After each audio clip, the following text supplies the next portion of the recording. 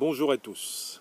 Bienvenue à la deuxième conférence de notre université virtuelle citoyenne des pains spirituels de la liberté. J'ai le bonheur de vous présenter aujourd'hui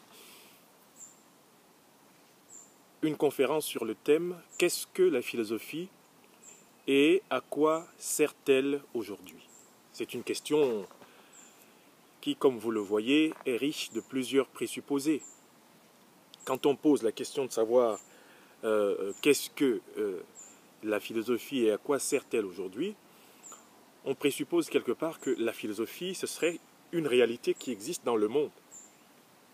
La philosophie serait quelque chose que l'on peut trouver, quelque chose qu'on peut pointer, un peu comme ces arbres derrière moi, quelque chose qu'on peut pointer, un peu comme ce caillou, à ma vue, en disant « voici la philosophie ». Et une fois qu'on aurait pointé cette chose, qu'on aurait indexé cette chose, on serait alors capable de la décrire, de montrer ses qualités, ses propriétés. Or, en réalité, les choses sont beaucoup plus compliquées que cela. Personne ne peut pointer précisément quelque chose dans ce monde qui puisse s'appeler la philosophie. Pour plusieurs raisons. D'abord parce que il existe plusieurs philosophies, comme il existe des philosophes, dans l'espace et dans le temps, que ce soit dans le passé lointain, dans l'Antiquité, au Moyen-Âge, à la période de la Renaissance, à la période des temps dits modernes, à la période contemporaine. Il existe plusieurs personnes qui ont pratiqué une activité appelée la philosophie, et qu'on appelle des philosophes. Et il existe presque autant de doctrines, de théories, de points de vue qui sont présentés comme étant des philosophies. Et donc du coup, il devient extrêmement difficile de pointer quelque chose comme étant la philosophie. Parce que si on dit que la philosophie, ça serait la somme des doctrines philosophiques qui ont été produites sur la Terre, eh bien cette somme n'existe pas. Cette somme n'existe pas parce qu'il y a des gens qui ont produit les doctrines philosophiques qui ne nous sont pas parvenus. Donc, pour ainsi dire, il y a des doctrines philosophiques perdues à jamais, parce qu'on n'en a pas eu trace. La deuxième raison, c'est qu'actuellement, au moment même où je vous parle, en ce mardi 21 juillet 2020, il y a quelque part ailleurs dans le monde des gens qui sont en train de produire des idées philosophiques. Et ces idées philosophiques ne seront pas prises en compte dans l'exposé que je vous donne à cet instant précis à propos de la philosophie. Voici ce qui rend donc difficile la monstration, l'indexation d'un objet qui serait dans le monde qui s'appellerait la philosophie. Mais d'autre part, on se rend bien compte que la philosophie ne serait pas possible s'il n'y avait pas une action, s'il n'y avait pas un acte de pensée, comme celui que je suis en train de produire à cet instant précis. Cette action, cet acte de pensée sont par définition insaisissables. Vous ne pourriez pas savoir ce que je vais penser tout à l'heure. Vous ne pouvez pas savoir a priori ce que je vais dire tout à l'heure. Donc ce qu'on appellerait la philosophie, eh bien ce serait une trahison de la philosophie en tant qu'acte de création de la pensée, en tant qu'activité de pensée, puisque cette activité est fulgurante, jaillissante, imprévisible. Vous voyez la difficulté de la question. Qu'est-ce que la philosophie? Et quand on demande aussi à quoi sert la philosophie aujourd'hui, on est dans une question inconfortable parce qu'elle a un présupposé tout aussi difficile que le premier aspect de la question. Qu'est-ce que la philosophie? Non seulement on n'est pas certain de pouvoir fixer ce que c'est que la philosophie pour pouvoir la décrire comme telle, mais d'autre part, prétendre répondre à la question de son employabilité, de son utilité, de son usage, c'est en réalité poser une question abusive. Parce qu'au fait, est-ce que la philosophie, ça ne serait pas plutôt un mode de pensée qui a pour but de faire qu'il ne soit pas facile de nous utiliser, de nous instrumentaliser, de nous manipuler, de nous zombifier, de nous aliéner dans ce monde? Est-ce qu'au fond, la philosophie, ça ne serait pas cette manière de penser dont l'objectif est de faire que nous ne soyons pas utilisables, chosifiables, manipulables, que nous ne soyons pas réduits au rang d'objets, de bêtes de somme. Est-ce que faire de la philosophie, ce n'est pas quelque part échapper à la dictature d'une certaine pensée contrôlée, une certaine pensée dirigée, une certaine pensée en quelque sorte sur commande, une pensée par procuration, une pensée qui rend esclave et non pas une pensée qui rend libre? Dans ce cas, est-ce que la philosophie doit servir à quelque chose? Est-ce que la philosophie doit être au service de quelque chose? Je ne sais pas, par exemple, au service de la politique, au service de l'économie, au service de la science. Est-ce que faire de la philosophie, ce n'est pas justement apprendre à penser de telle façon qu'on ne soit pas prisonnier, qu'on ne soit pas au service, qu'on ne soit pas asservi, qu'on ne soit pas réductible à un point de vue, réductible à un intérêt particulier, à un pouvoir, à une idéologie, à un régime, à une période? Est-ce qu'au fond, faire de la philosophie, ce n'est pas être engagé dans une pratique insaisissable, en tout cas une pratique qui nous rend insaisissables, mais à la fois insaisissables envers nous-mêmes, parce qu'il faudrait que nous soyons capables de prendre de la liberté envers nous-mêmes, avoir une certaine forme d'ironie envers nous-mêmes, pouvoir se moquer de ce que nous-mêmes, à cet instant précis, sommes en train de faire, nous, Franklin Nyamsiwa Cameroun, en train de nous adresser à nos amis de l'UCPSL, l'Université citoyenne des Pins spirituels de la liberté. Est-ce que cela est en soi-même quelque chose d'absolu, d'incriticable? Et dans ce cas, en fait, faire de la philosophie, n'est-ce pas être capable de se tenir à la fois à distance de soi-même, à distance des autres, et refuser, pour ainsi dire, de devenir, de près ou de loin, définitivement l'homme ou la femme d'un parti pris, et être toujours à la disposition de la pensée? Voilà les questions qui se cachent dans la question que nous traitons aujourd'hui, la question de cette conférence.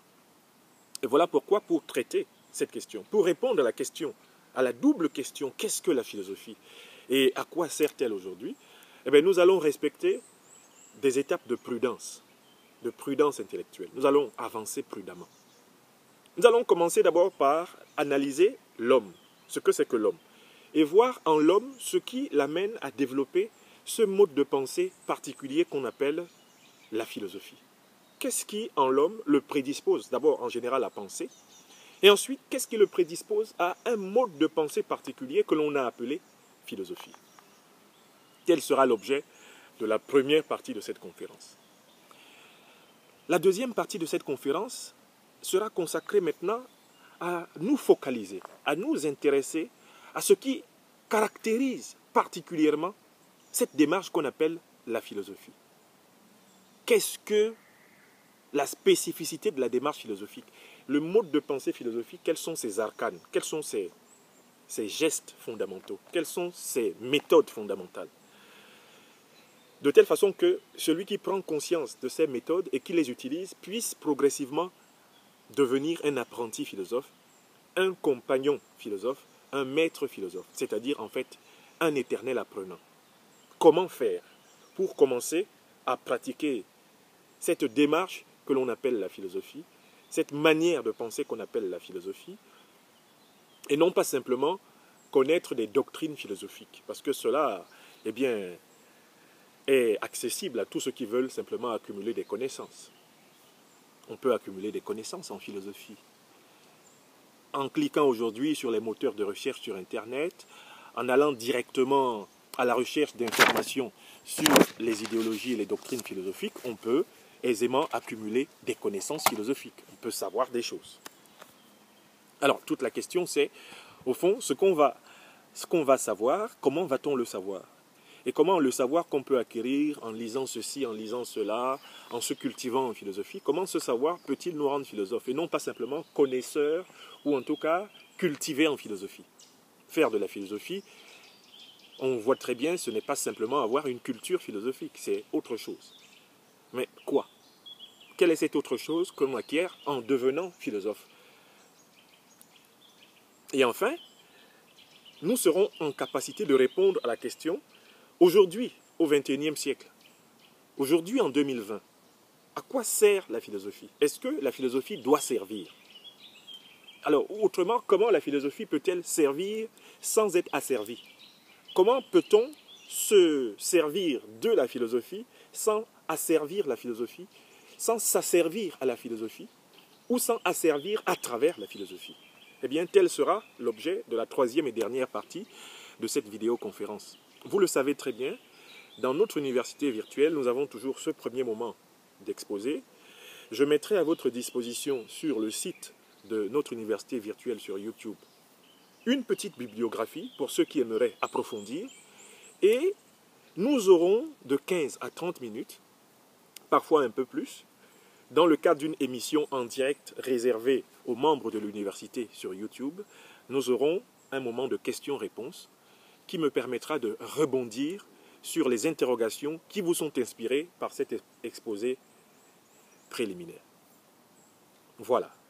Eh bien, nous allons aborder à présent la première partie de cette vidéoconférence, à savoir partir de l'expérience de l'homme en général vers la pratique philosophique en particulier. C'est-à-dire que nous allons analyser ce que c'est que l'homme et nous allons voir en l'homme ce qui le prédispose à un moment donné de son histoire, à un moment donné de son aventure dans le monde, à faire l'expérience de ce mode de pensée qu'on appelle la philosophie. Alors, il faudra partir d'un premier constat. Un constat incontestable, c'est que l'homme est un animal.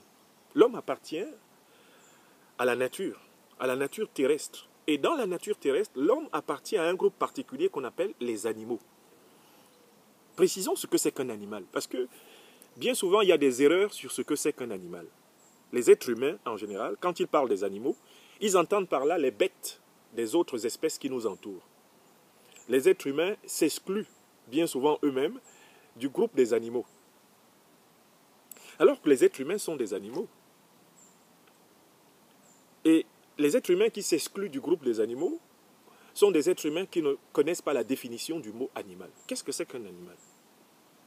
Le mot animal vient du latin anima, animus, qui veut dire être animé par une âme, être détenteur d'une âme. Qu'est-ce que c'est que l'âme? C'est la vie mentale. La vie mentale, c'est-à-dire la production d'un certain type de réalité qui ne peut pas se réduire au monde physique. Un animal, c'est un être qui est doué d'une dimension mentale, c'est-à-dire un être qui est impulsé à l'intérieur de lui-même par quelque chose qu'on ne peut pas peser, qu'on ne peut pas quantifier, qu'on ne peut pas mesurer comme on pèse, je ne sais, par exemple, un caillou. Là, je ramasse à tout hasard un caillou. Là c'est un bout de pierre, par exemple, que je viens de ramasser, ou plutôt c'est un bout de bois. Ce bout de bois peut être pesé. Voilà. Ce morceau de bois, il peut être pesé. Ce morceau de bois peut être quantifié, n'est-ce pas? C'est un objet physique. Or, en fait, qu'est-ce que c'est qu'un être vivant? Et notamment un animal. Un animal, c'est un être qui n'a pas que cette dimension physique. Il a une autre dimension qu'on appelle la dimension de l'âme, la dimension mentale. Et le mental, c'est en réalité le domaine de quoi? Des émotions, c'est le domaine des représentations, c'est le domaine des idées. Le mental ne se réduit pas au physique. Et donc, qu'est-ce que c'est qu'un animal? Un animal est un être vivant qui est doué d'une certaine vie mentale. D'abord, regardons les êtres vivants autour de nous. Et nous nous rendrons compte que ce qui caractérise tous les êtres vivants, depuis les cellules les plus élémentaires jusqu'à l'homme, ce qui les caractérise, c'est qu'ils ont un principe interne. Il y a quelque chose à l'intérieur d'eux qui est plus que leur apparence physique.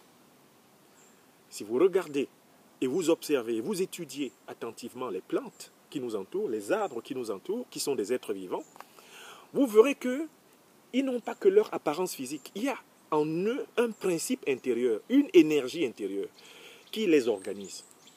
Et qui fait que là, ça va être un chêne, là, ça va être un hêtre, là, ça va être, je ne sais pas, dans la savane africaine, un baobab. Il y a un principe d'organisation, une intelligence intérieure de l'être vivant. On trouve ça chez les plantes. Les plantes sont douées d'une activité intérieure, qu'on peut appeler donc effectivement une animation, une âme. Quand on monte des végétaux et qu'on arrive chez les animaux, on se rend compte que cette activité intérieure, cette mobilité intérieure, cette créativité intérieure augmente. Chez les animaux, ça va très loin, et notamment dans le groupe particulier qu'on appelle les mammifères.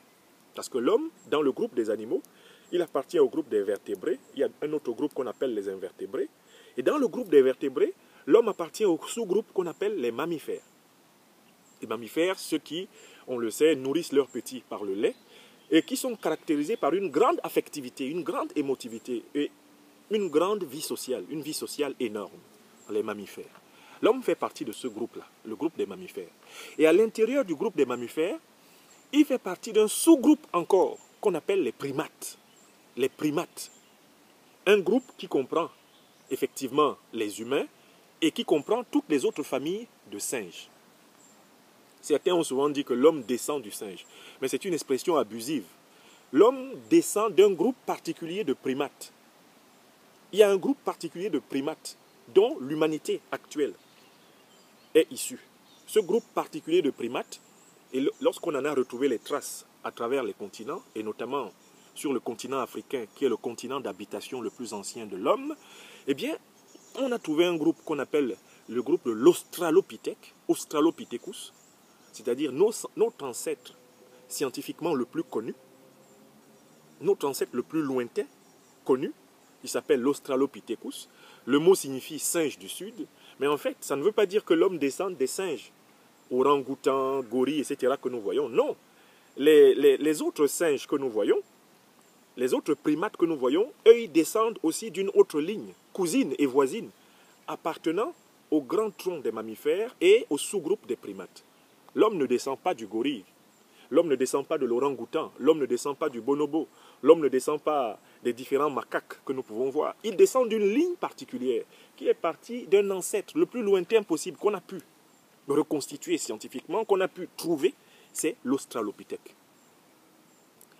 Après l'Australopithèque, eh bien, notre ancêtre humain, qui était donc un primate particulier, un mammifère particulier, qui était arboricole, qui vivait en réalité dans les arbres, progressivement est descendu dans les plaines, et il a acquis une chose extraordinaire qu'on appelle la bipédie, c'est-à-dire qu'il s'est tenu debout, libérant ses membres supérieurs. Celui-là, on l'a appelé Homo erectus, l'homme debout, l'homme qui marche. Après l'Australopithecus, l'Australopithèque, on a eu l'homme bipède, l'homme qui marche. Ayant libéré ses membres supérieurs, notre ancêtre le plus lointain, reconstitué par la recherche scientifique, était donc capable, à partir de là, d'utiliser ses mains pour créer des objets, pour fabriquer des outils. Et voilà comment on est passé de l'Australopithèque à l'Homo erectus. Et après l'Homo erectus, c'est-à-dire l'homme debout, dont on a retrouvé les traces, on tombe à ce qu'on appelle l'Homo habilis, qu'on appelle encore Homo faber. L'Homo habilis ou Homo faber, c'est l'homme capable de fabriquer des outils, d'utiliser des pierres, de tailler des flèches, des silex, de fabriquer ses premières armes, de fabriquer des objets avec lesquels il va transformer la nature. C'est l'homme technicien. Quand on continue d'étudier l'aventure de notre espèce, après l'Homo habilis ou Homo faber, comme ça qu'on l'appelle, l'homme qui fabrique des outils et qui commence déjà à développer effectivement un langage différencié, eh bien on va descendre vers une espèce particulière d'hommes, héritière de l'Homo australopithecus, héritière de l'Homo erectus, héritière de l'Homo faber ou Homo habilis. On va descendre à Homo sapiens, c'est-à-dire un homme qui désormais en fait utilise la transmission des connaissances des anciens aux nouveaux pour développer sa civilisation, développer la société, développer la culture. Homo sapiens, c'est l'homme qui transmet le savoir. L'homme non seulement qui sait qu'il sait, mais ensuite qui transmet à ses enfants, qui transmet aux nouveaux venus ce qu'il sait, afin que les nouveaux venus soient capables d'aller plus loin que lui. Homo sapiens. Et nous, l'espèce humaine qui peuple actuellement la Terre, et qui est partie d'Afrique, l'Homo sapiens, eh bien, s'appelle Homo sapiens sapiens, c'est-à-dire l'homme qui a non seulement la conscience de son existence, mais en plus qui a la conscience de la nécessité de transmettre aux nouveaux hommes qui arrivent les enseignements du passé, afin que les nouveaux hommes qui arrivent soient capables d'affronter la nature et soient capables à leur tour d'inventer de nouvelles conditions de vie. Voyez-vous, voici effectivement ce que ça veut dire. Voilà ce que ça donne. Alors, je déplace un peu notre caméra parce que le soleil est en train de bouger dans ma petite forêt. Je déplace un peu notre caméra pour que vous me voyez mieux, chers amis. Voilà. Et on continue par ici. Nous sommes mieux placés, vous me voyez bien mieux. Très bien, on continue. Et donc cette évolution de l'homme se poursuit de cette manière-là. Voilà, très bien. Aujourd'hui, la Terre est peuplée par Homo sapiens sapiens. Homo sapiens sapiens, c'est l'homme qui sait qu'il sait, l'homme qui est conscient de son savoir et qui transmet ce savoir à ses enfants. Ce qu'il faut que vous notiez très bien, c'est qu'au fur et à mesure que l'espèce humaine a émergé du monde animal, cette émergence qui s'est accompagnée du développement et de l'invention de la technique, l'invention du langage, l'invention de la culture, cette évolution de l'homme émergeant de la création dans la nature ou par Dieu, peu importe comment vous appelez l'origine de l'homme, vous pouvez l'appeler la nature avec une grande lettre N, vous pouvez l'appeler Dieu, c'est-à-dire la nature, peu importe, le débat de cette leçon ne porte pas sur la création ou l'apparition spontanée de l'humanité ou l'évolution de l'humanité, peu importe. Ce qui est important ici, c'est de bien noter que l'être humain, au fur et à mesure qu'il a évolué à travers l'histoire, il va avoir un développement énorme de sa masse cérébrale. Les biologistes s'accordent à dire que le cerveau humain est le cerveau le plus développé de toute la création. C'est le cerveau le plus volumineux et le plus développé de toute la création. Le cerveau qui est cet organe permettant à l'homme non seulement de stocker des informations venant de l'extérieur, à travers les 5 sens, mais aussi qui est l'organe qui permet à l'homme de produire des informations qu'il ressort vers l'extérieur. Comme par exemple maintenant je parle. Je parle parce que mon cerveau me permet de synthétiser, de structurer ce que je veux vous dire et de l'exprimer. Eh bien, ce qu'on constate, c'est que chez l'homme, par rapport à tous les autres animaux, il y a un hyper-développement du cerveau. L'homme est l'animal au cerveau le plus développé et le plus volumineux comparé à la masse de son corps. Parce que quand on compare le cerveau de l'homme en taille, la taille du cerveau de l'homme par rapport à la taille de son corps, ce qu'on découvre, on découvre très clairement, c'est que, eh bien, comparé à la taille de son corps, son cerveau est le plus volumineux. C'est-à-dire que notre cerveau, nous les êtres humains, il est même plus volumineux que celui d'un éléphant. Parce que la taille du cerveau de l'éléphant comparée à la masse de son corps est inférieure à la taille du cerveau de l'homme comparée à la masse de son corps. D'où cela vient-il? Cela vient du fait que le cerveau humain a été développé non pas simplement par l'évolution naturelle, mais il a également été développé par l'évolution culturelle. C'est-à-dire qu'au fur et à mesure que nos ancêtres acquéraient des connaissances, transmettaient des techniques, au fur et à mesure qu'ils comprenaient le monde et qu'ils se comprenaient eux-mêmes, ils développaient leurs aptitudes cérébrales. Donc le cerveau n'est pas un organe simplement biologique, c'est aussi un organe culturel. Et la structure qu'il a aujourd'hui est le résultat d'une double évolution, à la fois naturelle et culturelle. Alors, que fait le cerveau? Que fait en particulier le cerveau? Le cerveau pense. L'activité typique de l'homme, l'activité qui chez l'homme est exagérée par rapport à tous les autres animaux, c'est la pensée. L'homme pense. C'est-à-dire, même quand nous dormons, nous pensons. Même quand nous ne voulons pas penser, nous pensons. Même quand nous pensons à ne pas penser, nous pensons ne pas penser. En fait, l'homme est un animal caractérisé par une activité pensante permanente.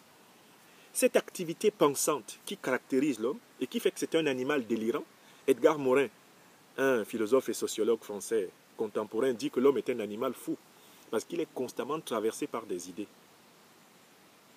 Et l'expérience que je vous invite à faire ici, c'est d'essayer de ne pas penser. Essayez par exemple de ne pas penser. Bon, vous êtes réveillé là, vous êtes en train d'écouter cette conférence. Essayez, arrêtez-vous, stoppez un peu la conférence et faites 1 minute dans laquelle vous allez essayer de ne pas penser. Eh bien, vous allez vous rendre compte que vous allez échouer dans cette expérience-là. Vous ne pouvez pas ne pas penser. C'est-à-dire que quand vous essayez de vider vos pensées, vous pensez à vider vos pensées. Parfois même, il y a une pensée qui se glisse pour vous imposer de la pensée, alors même que vous ne pensiez pas la pensée. Donc en fait, l'homme est, de tous les animaux, celui qui est caractérisé par une hypertrophie de l'activité mentale. L'âme de l'homme est en ébullition permanente. Il est constamment en train de penser. C'est un animal pensant. c'est un animal pensant. Et ce trop plein de pensées qu'il y a en l'homme fait que l'homme a besoin de s'exprimer. Vous comprenez pourquoi l'homme est l'animal qui va développer un langage extrêmement varié, un langage extrêmement riche. Pourquoi? Parce que son activité cérébrale est immense. Son activité cérébrale est intense. Et il lui faut exprimer ses pensées. Il va exprimer ses pensées par des mots, il va exprimer ses pensées par des mimiques, il va exprimer ses pensées par des gestes, il va exprimer ses pensées par des attitudes, il va exprimer ses pensées par toutes sortes de choses. L'homme est, dira Aristote, un grand philosophe grec de l'Antiquité, un animal parlant, zone logikon, parce qu'il est un animal pensant, zone noeticus, un animal qui pense. Chez les Grecs, noéin veut dire penser. Et l'animal pensant, c'est l'homme. L'animal chez qui la pensée déborde de large, de long en large, les capacités biologiques.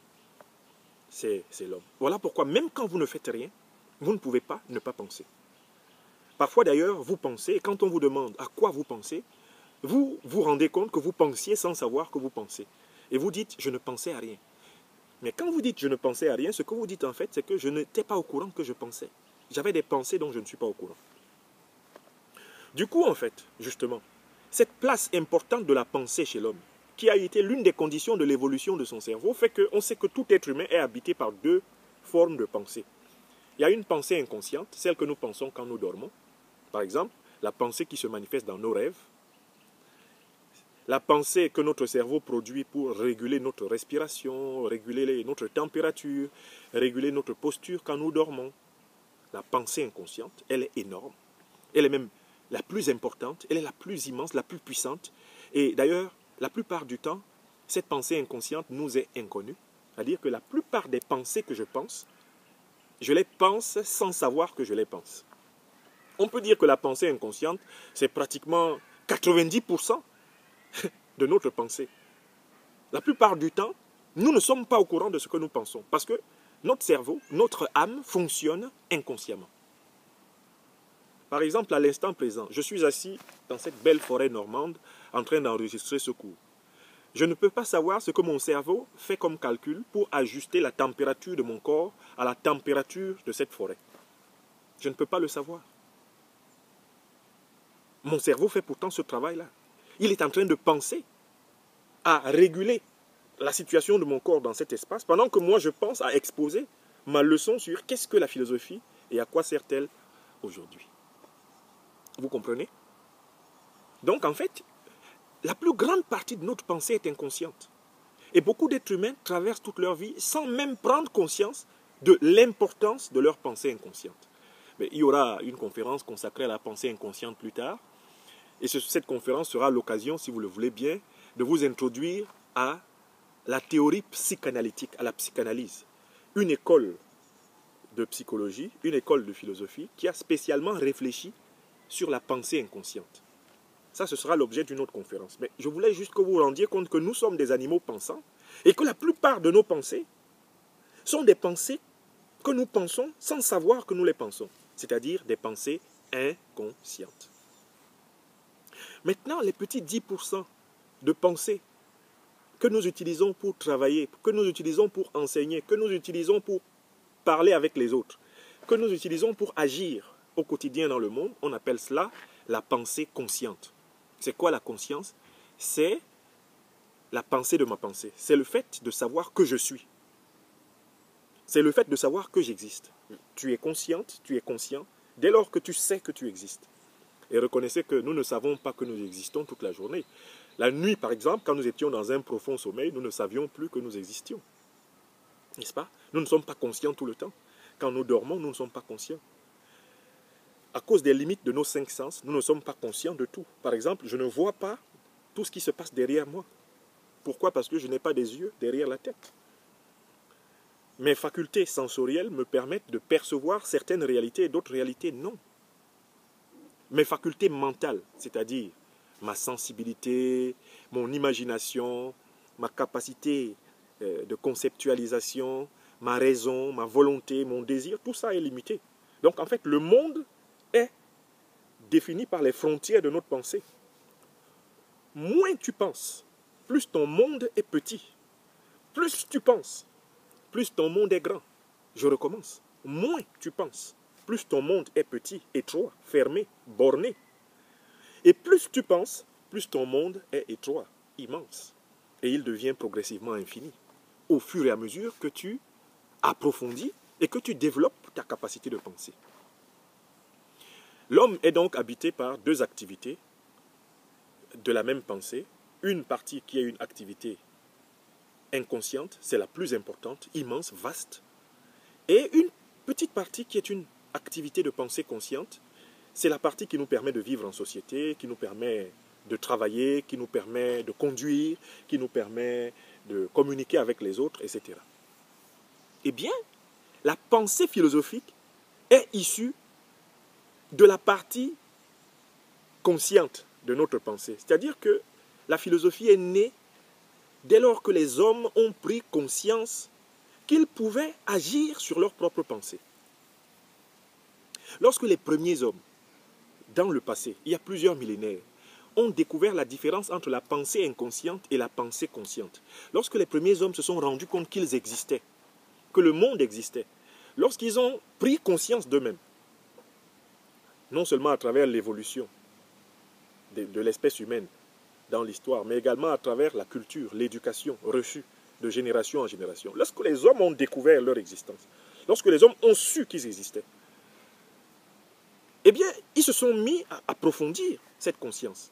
Ils se sont mis à mieux comprendre le sens de leur présence, à chercher le sens de leur présence. Ils se sont mis à se poser la question de savoir qui sommes-nous? D'où venons-nous? Où allons-nous? Que devons-nous faire? Quel est le sens de notre vie? Lorsque les hommes ont commencé à se poser cette question-là, eh bien, voilà comment ils sont entrés dans le chemin de cette pensée particulière qu'on appelle la philosophie.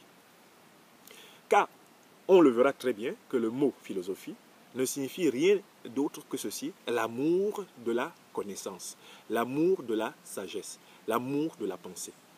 Lorsque l'homme a découvert qu'il avait la spécificité d'être l'animal le plus pensant de la planète, l'homme a décidé, à certains moments de la journée, de se consacrer à développer sa spécificité, à développer ce qui fait son propre, à développer ce qui fait son originalité. L'homme a décidé de se consacrer à penser sa pensée. Lorsque les hommes, les premiers hommes, les plus anciens, ont consacré un peu de temps à réfléchir à leur propre pensée, ils ont accouché de la philosophie. Car la philosophie n'est rien d'autre que la discipline qui invite les hommes à prendre conscience des possibilités de leur pensée, à mieux maîtriser les possibilités de leur pensée, à faire reculer les limites entre la pensée consciente naturelle, qui vient avec la croissance du cerveau, qui vient avec l'âge. 3 ans, 4 ans, 5 ans, 6 ans, 7 ans, l'enfant commence à savoir qu'il existe parce que son cerveau a une croissance suffisante. Mais la philosophie consiste à pousser plus loin, justement, le pouvoir de la pensée consciente sur la pensée inconsciente. Donc, si naturellement nous accédons à partir de 2-3 ans aux 10% de conscience, eh bien, la démarche philosophique a pour but d'augmenter ces 10% de conscience autant que possible, chacun étant responsable du niveau d'augmentation de sa pensée consciente par rapport à sa pensée inconsciente. L'homme vulgaire, l'homme qui ne va pas développer le profane, qui ne va pas développer la connaissance philosophique, va avoir une conscience purement naturelle.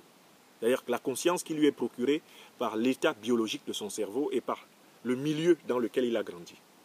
Alors que celui qui va développer la démarche philosophique, il va dépasser sa conscience naturelle, il va dépasser la conscience de son milieu social pour développer quelque chose qui se rapproche de ce qu'on peut appeler une conscience universelle. C'est-à-dire qu'il va se mettre à accéder à des connaissances qui ne dépendent pas de son milieu social, qui ne dépendent pas simplement de ses origines, mais des connaissances qui vont mettre en œuvre, en réalité, les facultés que la nature et la culture ont prédisposées en lui. Ces connaissances seront donc philosophiques. Grâce à la pensée consciente, je rappelle au passage que les hommes ont inventé la technique. Grâce à la pensée consciente, ils ont inventé l'art. Grâce à la pensée consciente, les hommes ont inventé la religion. grâce à la pensée consciente, les hommes ont inventé la politique. Vous voyez, autant de sujets qu'on abordera dans cette université virtuelle. Grâce à la pensée consciente, les hommes ont justement inventé la pensée de la pensée. La pensée qui réfléchit sur la pensée. Et cette pensée, c'est la philosophie. Et grâce à la pensée qui permet de réfléchir sur la pensée, les hommes ont créé de nombreuses disciplines ayant pour but d'étudier les différents aspects de la pensée humaine, les différents aspects de l'expérience humaine. C'est ce qu'on a appelé les sciences. Voyez-vous, la démarche philosophique est donc la prise de conscience des richesses de la pensée, des possibilités de la pensée. Et c'est cette prise de conscience qui permet à l'homme, quelque part, de développer davantage son potentiel intellectuel, son potentiel mental, de développer son âme, d'approfondir son âme. Cette âme qui lui a été donnée par la nature, si vous êtes matérialiste, par Dieu, si vous êtes spiritualiste, créationniste, mais cette âme qui serait une âme vulgaire, une âme profane, une âme banale, une âme limitée, étroite, si elle n'utilisait pas la méthode de développement intellectuel et spirituel que lui propose par exemple la philosophie. Je peux donc conclure la première partie de cette conférence en disant que la philosophie est un mode de pensée qui appartient au sous-ensemble de la pensée consciente. Et la pensée consciente humaine elle-même est un sous-ensemble de la pensée en général qui est la pensée inconsciente. Et la pensée inconsciente elle-même est en réalité le résultat de la spécificité de l'espèce humaine à l'intérieur de la nature. Une espèce qui a un cerveau hyper développé, un cerveau qui produit une vie mentale, une espèce qui appartient au genre animal, un genre que Dieu, le Créateur, si vous êtes spiritualiste, ou la nature, par un de ses mystères, a doté d'une activité mentale. C'est-à-dire, a doté d'une réalité qui n'est pas simplement physique, qui n'est pas simplement celle du caillou. Une réalité qui est métaphysique, c'est-à-dire une réalité qui renvoie au monde de l'esprit, qui renvoie au monde de la création immatérielle. Eh bien, voilà d'où vient la philosophie. Elle vient de la dimension immatérielle, la dimension mentale que la nature ou Dieu ont donnée à l'homme. Maintenant, deuxième partie de notre conférence. En quoi consiste particulièrement la philosophie, la démarche philosophique? Qu'est-ce qui fait la spécificité de la démarche philosophique? D'abord, je rappelle que le mot philosophie, c'est un mot d'origine grecque. Mais la philosophie n'est pas d'origine grecque. Le mot philosophie vient de deux mots grecs, philéin, P-H-I-L-E-I-N, qui veut dire aimer, et sophia, S-O-P-H-I-A, qui veut dire sagesse. La définition la plus générale de la philosophie consiste à dire que la philosophie, c'est l'amour de la sagesse. Mais je vous en ai déjà parlé tout à l'heure. On devient philosophe lorsqu'on prend conscience qu'on a, grâce à la pensée consciente, la possibilité de mieux connaître sa pensée inconsciente, donc de mieux explorer le monde. On se met donc à aimer la connaissance. L'origine de la philosophie, c'est l'amour de la connaissance. Lorsque l'homme a pris conscience des richesses de sa pensée, l'homme s'est mis à développer ces richesses. Et c'est ce développement des richesses de la pensée qui s'appelle philosophie. Alors, j'en profite pour rappeler une fois de plus que la philosophie n'est pas occidentale. Ce n'est pas parce que le mot philosophie est d'origine grecque que la pratique philosophique serait essentiellement blanche, occidentale, comme certains ont voulu le prétendre. Non. Partout sur la Terre, que ce soit en Asie, en Afrique, en Europe, en Amérique du Nord ou en Amérique latine, lorsque des hommes ont pris conscience qu'ils avaient une partie de leur pensée qui était consciente, qui leur permettait de savoir qu'ils existent, et une autre pensée qui était inconsciente, et qu'ils ont commencé à développer la partie consciente pour mieux connaître la partie inconsciente, ces hommes-là ont pratiqué la philosophie. Cela s'appelait autrement. Par exemple, chez les Bassa du Cameroun, l'ethnie de ma mère, eh bien cela s'appelait Yimbok, la connaissance du monde, ou la connaissance du cosmos. Yimbok. Et ce qu'on a appelé les Mbombok sont en réalité les philosophes de cette tradition-là. Quand on va du côté des Chinois et qu'on lit Lao Tzu, qu'on lit Confucius, il y a plus de 2000 ans ou 3000 ans, ce qu'ils disent n'est pas différent de ce que disent les Bassa avec le Mbok. À savoir qu'il y a des êtres humains qui ont pris conscience du fait que l'homme a vocation à connaître, que l'homme se définit par la connaissance, et qui se sont mis à développer cela. Chez les anciens négro-égyptiens, il y a 3000 ans, vous allez trouver cela. Chez les anciens grecs, vous allez trouver cela. Chez les anciens amérindiens, vous allez trouver cela. Où que vous alliez, le plus loin possible dans l'histoire de l'humanité, vous trouverez des êtres humains qui ont développé cette aptitude. C'est-à-dire qui ont pris conscience des richesses de la connaissance. Vous trouverez ces êtres humains-là, n'est-ce pas? Voilà. Alors, très bien. Maintenant, la question qui se pose, c'est comment on devient philosophe? Quels sont les gestes que l'on pose pour devenir philosophe? Eh bien, les philosophes s'accordent à dire qu'on commence à devenir philosophe quand on pratique une première chose qui s'appelle l'étonnement. L'étonnement, c'est le fait de se poser des questions sur ce qui est. C'est le fait de s'interroger sur ce qui est. L'étonnement consiste à s'interroger sur ce qui est, en se demandant pourquoi ce qui est comme il est. Bien souvent, les êtres humains ne réfléchissent que quand ils sont surpris, c'est-à-dire quand ils ont affaire à quelque chose qui n'est pas comme d'habitude. Mais pour entrer en philosophie, il faut prendre l'habitude de se poser des questions sur nos habitudes. La démarche philosophique consiste à interroger les habitudes.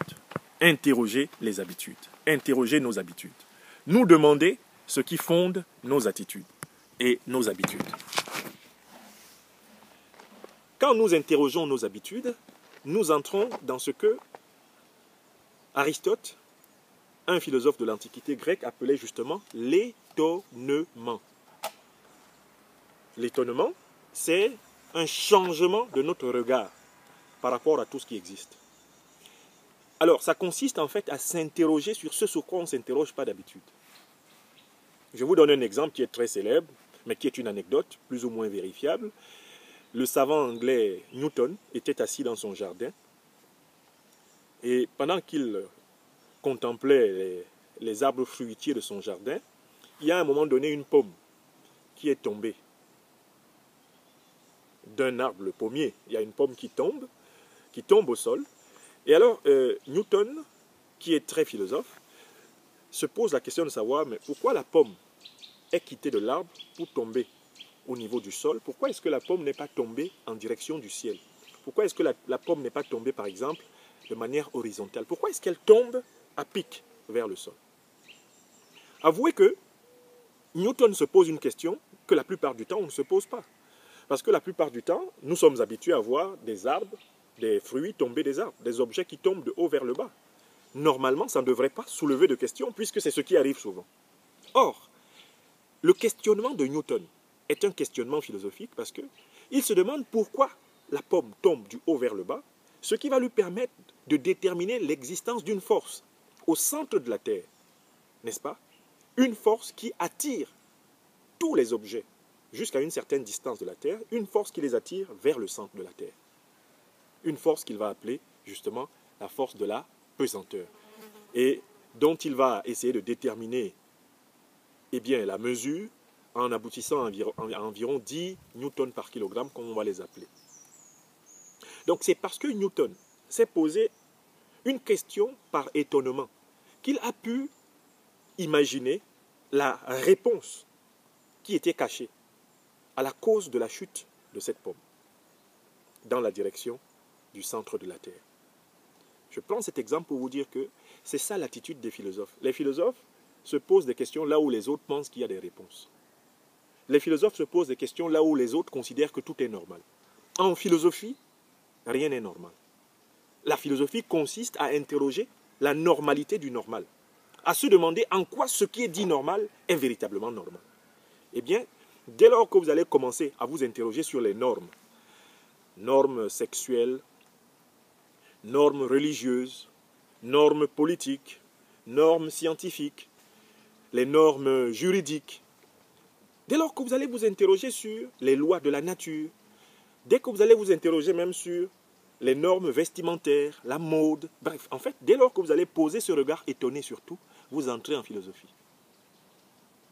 L'étonnement, c'est donc un questionnement qui interroge nos habitudes et qui nous amène en réalité à regarder d'un œil nouveau des choses familières. Ça, c'est la première attitude du philosophe. La deuxième attitude du philosophe, la deuxième méthode du philosophe, c'est le doute méthodique. Si on veut aller plus loin en philosophie, on ne va pas se contenter de s'étonner. Déjà, dès qu'on s'étonne, en fait, tout devient neuf.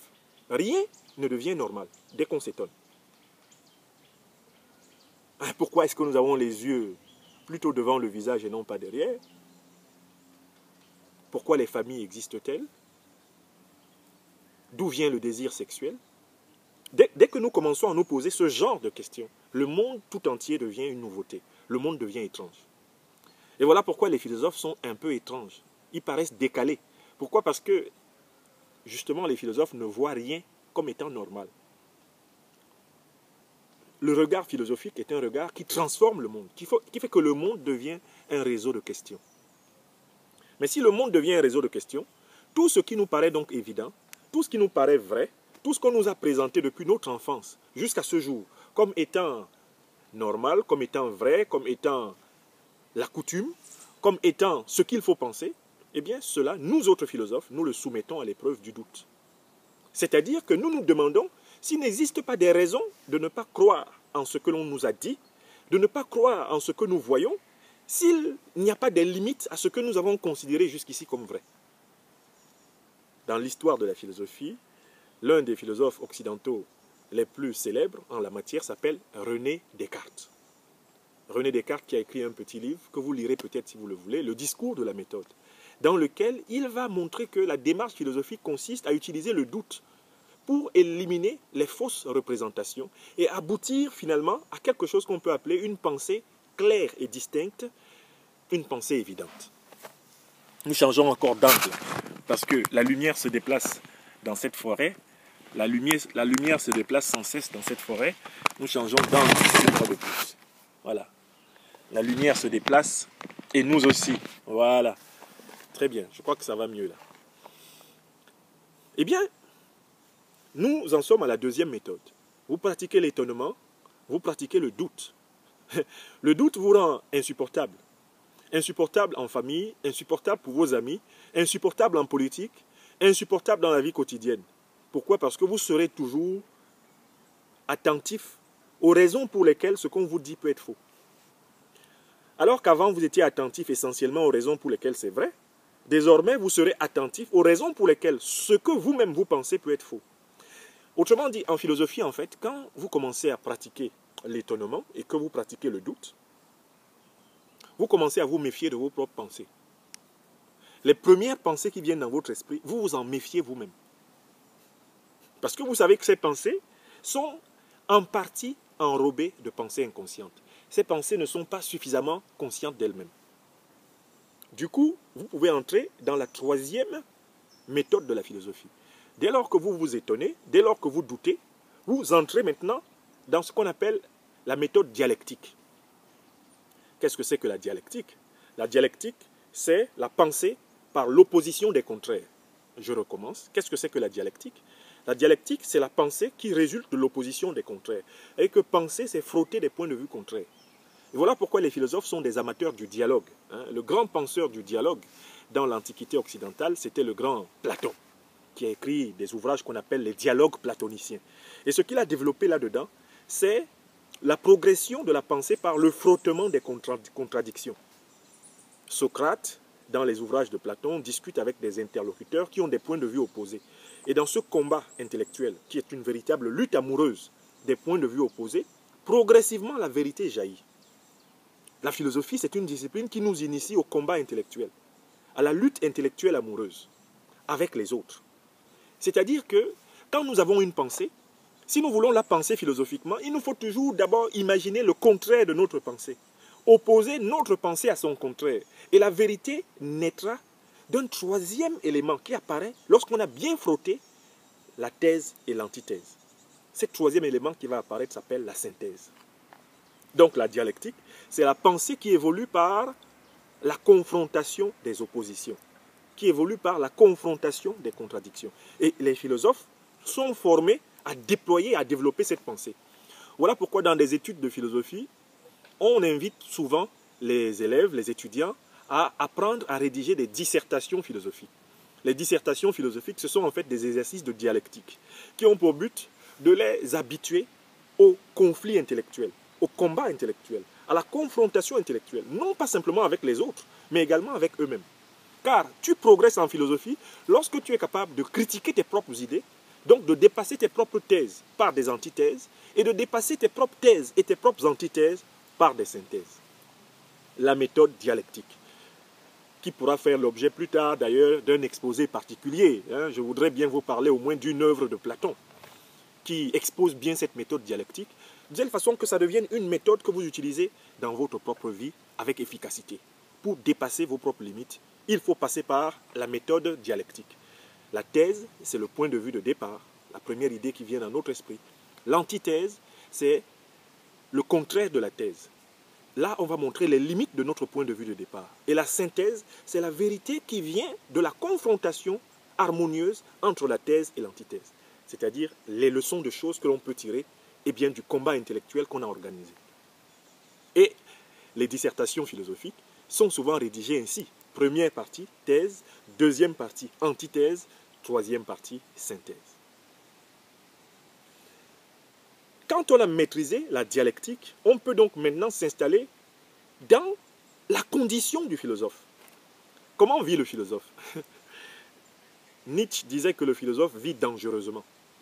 C'est-à-dire que, en réalité, on s'installe dans la vie philosophique lorsqu'on s'installe dans une attitude critique, dans la critique permanente de soi-même.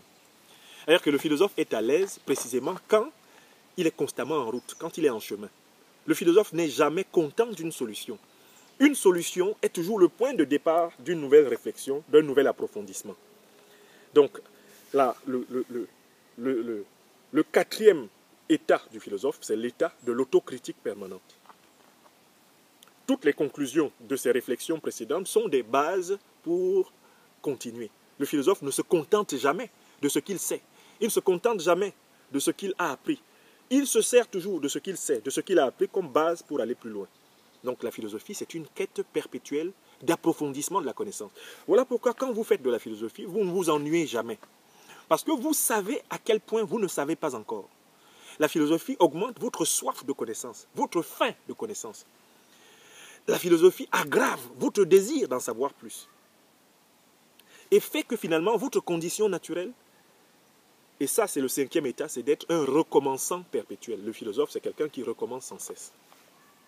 Alors, je recommande ici de lire en particulier des auteurs comme les philosophes africains Fabien Ebousi-Boulaga dans La crise du Muntu, ou Vumbi Yoka Mudimbe dans Gnosis et philosophie.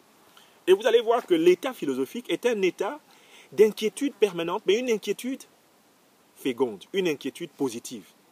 Ce n'est pas que le philosophe ne fasse pas confiance, ce n'est pas que le philosophe ne prenne pas plaisir. Au contraire, la joie du philosophe est dans son état d'ouverture permanente à la recherche, dans sa disponibilité permanente à chercher, à comprendre, à approfondir sa connaissance.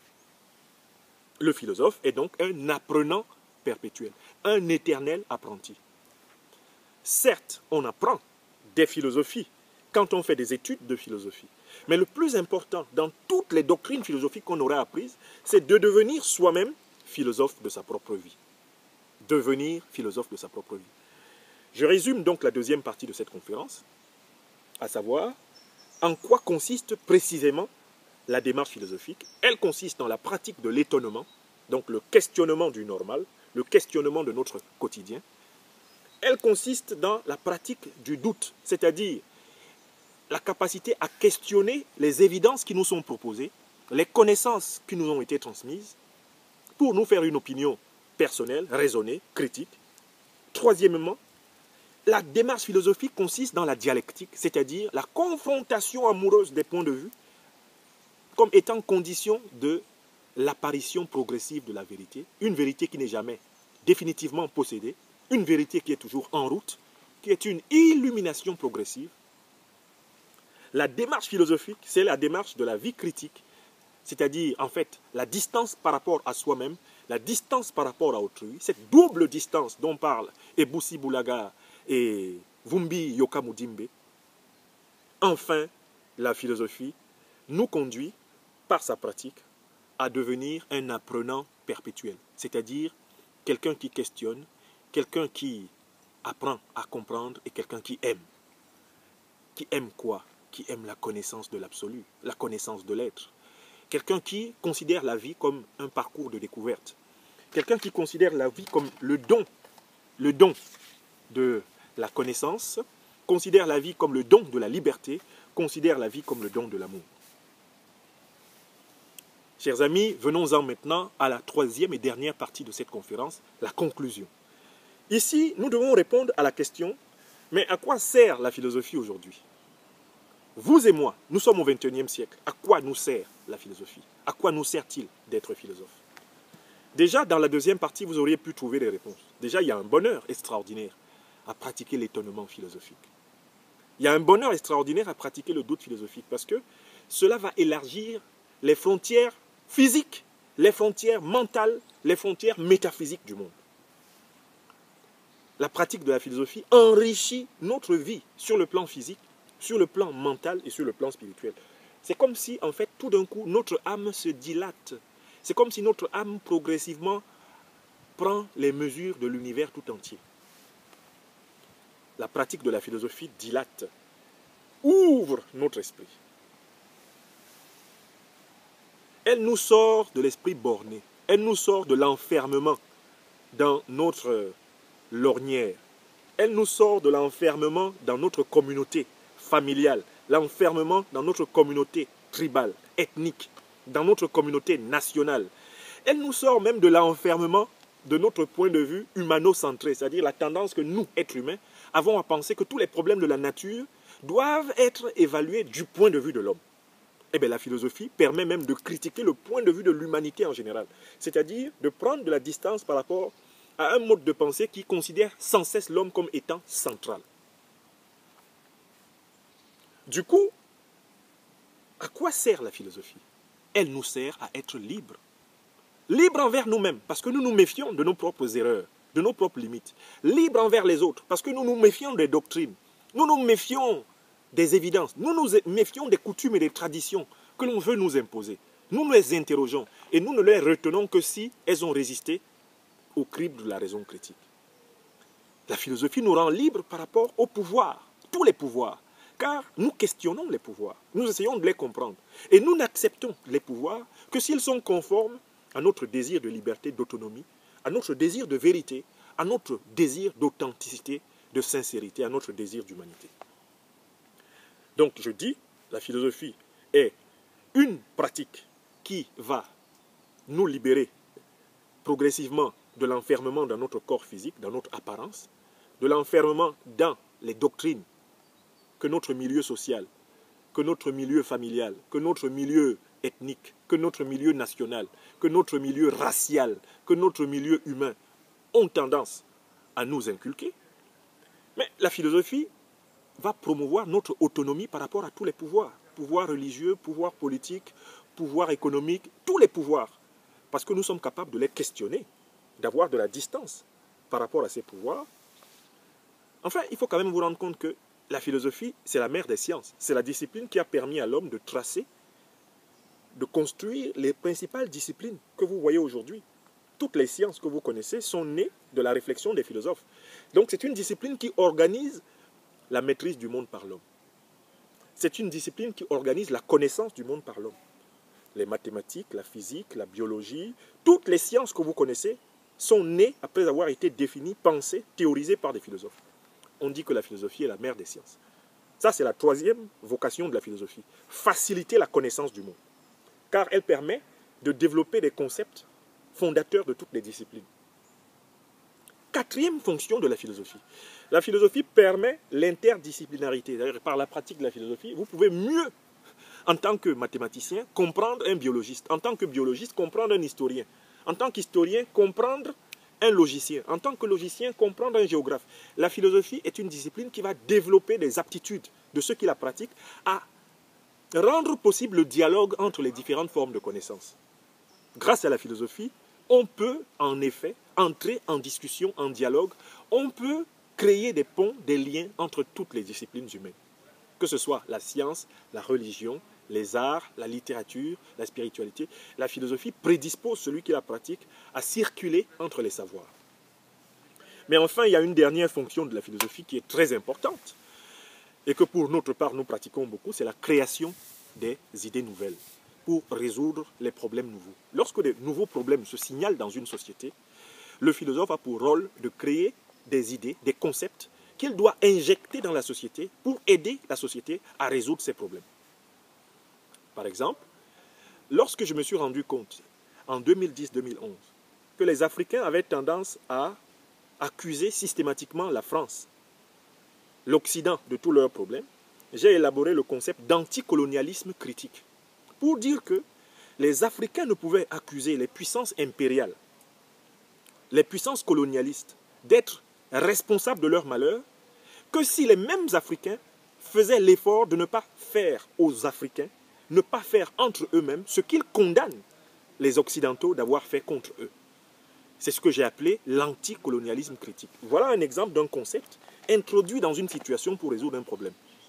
La tendance que les Africains ont de se défausser sur ceux qui ont fait la traite des Noirs, se défausser sur ceux qui ont fait la colonisation, se défausser sur la France-Afrique, et oublier qu'il faudrait déjà qu'en même temps eux-mêmes, dans leur rapport à eux-mêmes en Afrique, dans les pays africains, ils aient le respect de l'homme africain, afin de revendiquer le respect de l'homme africain à la face du monde. Eh bien, j'ai introduit le concept d'anticolonialisme critique pour combattre ce que j'avais appelé l'anticolonialisme dogmatique. Et je pense que ce concept a permis de résoudre un problème que les Africains ne voyaient pas. Leur tendance à reprocher au reste du monde ce qu'ils se font à eux-mêmes, entre eux-mêmes.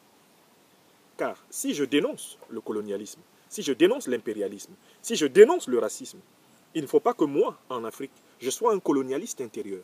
Il ne faut pas que je sois un raciste intérieur. Il ne faut pas que je sois un tribaliste intérieur. Il ne faut pas que je sois un discriminateur intérieur. Et donc, sachez que les philosophes ont cette quatrième fonction. Ce sont des créateurs de concepts. Ils injectent des notions nouvelles pour faire comprendre le monde à leurs contemporains. C'est cela leur fonction. Je peux conclure la troisième partie. À quoi sert la philosophie? La philosophie sert à s'émanciper de ses frontières physiques, de ses frontières mentales, de ses frontières communautaires, de ses frontières culturelles. Elle sert même à s'émanciper de la dictature du point de vue de l'homme.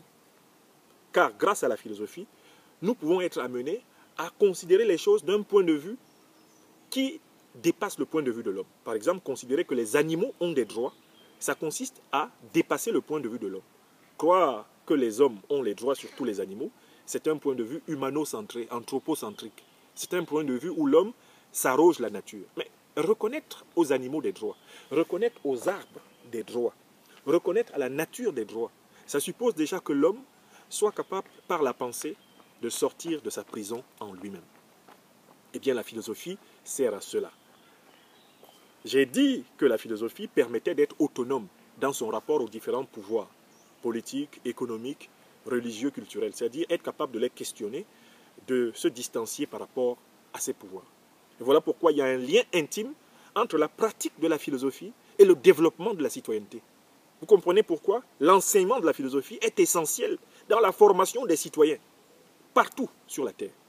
Car cette démarche philosophique va les doter de la capacité d'analyser eux-mêmes les différents discours qui ambitionnent de leur dicter, de leur dire comment se comporter dans le monde. Et chacun doit être philosophe de sa propre vie. J'ai dit qu'il y avait une troisième finalité de la philosophie. La philosophie est créatrice des disciplines scientifiques à l'origine, mais la philosophie est aujourd'hui la discipline qui permet le dialogue, la facilitation de l'interdisciplinarité, c'est-à-dire de la communication entre les savoirs.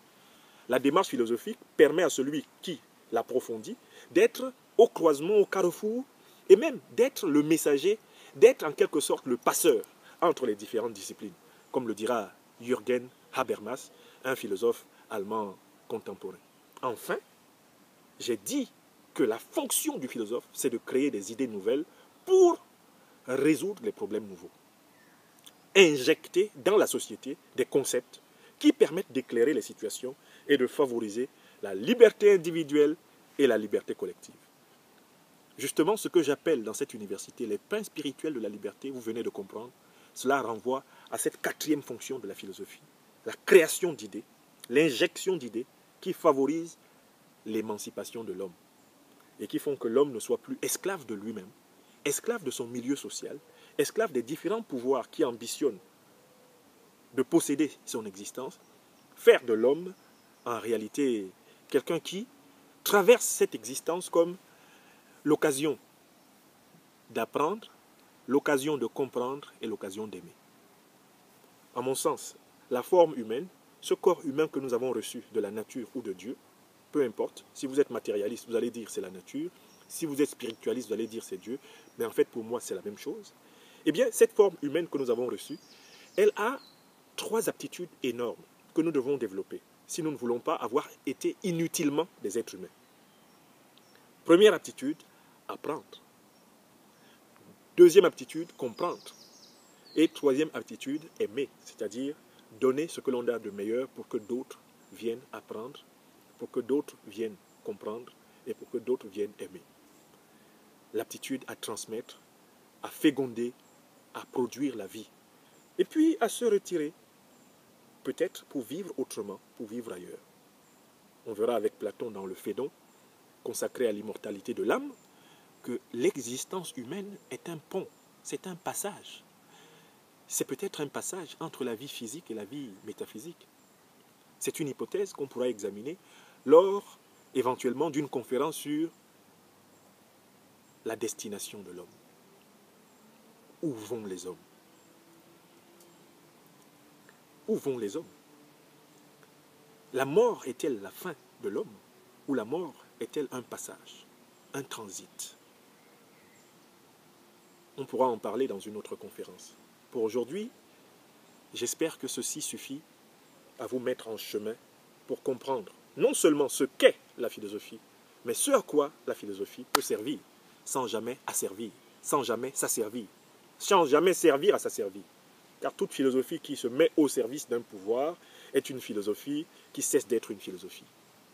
Une philosophie est par définition une inquiétude formulée à un moment donné sous forme de doctrine, une inquiétude qui a pour but de nourrir la réflexion et la quête de liberté, la quête de connaissance et la quête d'amour. La quête d'amour de chacun. Bonne journée.